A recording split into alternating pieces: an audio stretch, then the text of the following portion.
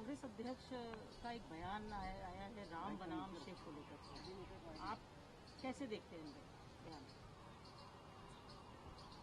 देखिए, भारत की सनातन धर्म की उपासना विधि में राम और शिव दोनों अलग अलग नहीं हैं।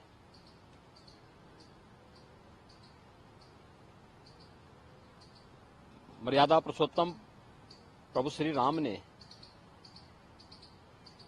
स्वयं शिव की उपासना की और रामचरितमानस में अगर आप जाएंगे तो इस बात को देखेंगे कि भगवान शिव ने भी राम की उपासना की। दोनों एक दूसरे के पूरक हैं। प्रभु राम कहते हैं, शिव द्रोही मम दास कहावा, सो नर मोहि सपनेहु नहीं पावा। यानी अगर कोई भगवान शिव का द्रोही है और वह मेरा दास, मेरा भक्त कहलाने का दंभ पाल रहा है, तो मैं सपने में भी उसे नहीं प्राप्त हो सकता। ऐसे ही भगवान शिव भी कहते हैं। स्वाभाविक रूप से कांग्रेस की वास्तविकता सामने आ रही है। भारत की सनातन परंपरा को अपमानित करना, उसको लांछित करना, भारत की आस्था के साथ खिलवाड़ करना, ये कांग्रेस की प्रवृत्ति है। और कांग्रेस अध्यक्ष के द्वारा यही बात जो उनको कांग्रेसी संस्कार में प्राप्त हुआ है, वही बात वो अपने भाषणों में कर रहे हैं। भगवान शिव और भगवान राम को आपस में लड़ाने का कुत्सित प्रयास कर रहे हैं। उनका यह वक्तव्य अत्यंत ही निंदनीय है। दूसरा, हम इस बात को जरूर ध्यान में रखें, हमारे शास्त्र इस बात के प्रमाण हैं कि शिव का द्रोही हो या राम का द्रोही, उसका पराभव, उसका पतन अवश्य हुआ है।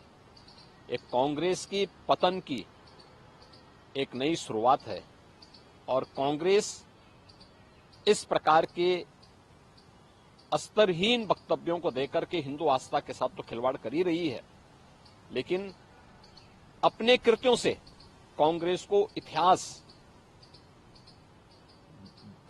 इतिहास की वस्तु बनाने की ओर भी कांग्रेस का नेतृत्व उसे धकेल रहा है। और मुझे लगता है प्रभु राम और देवादिदेव महादेव शिव इनको सद्बुद्धि दे। कम से कम जब अब कांग्रेस को लोग विसर्जन करने पर तुले ही हैं, तो अब तो सच का रास्ता अपना ले। क्या लगता है, बिल्कुल चुनाव के बीच में कांग्रेस अध्यक्ष अगर इस तरीके का बयान दे रहे हैं, तो क्या उसके पीछे मोटिव लगता है? देखिए, अपनी हार की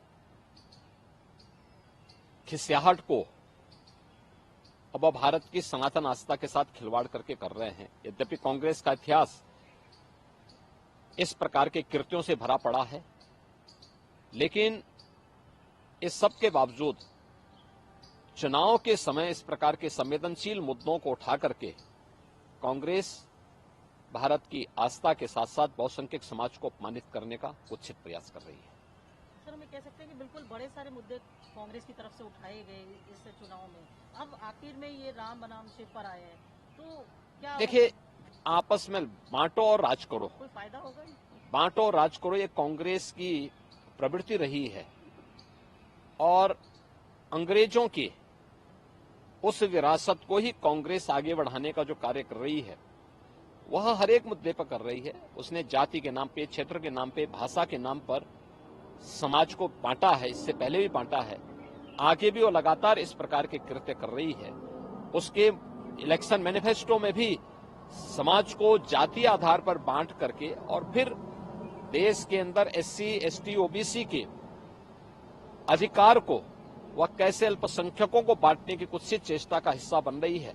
या कांग्रेस का मैनिफेस्टो भी इस बात का उल्लेख करता है।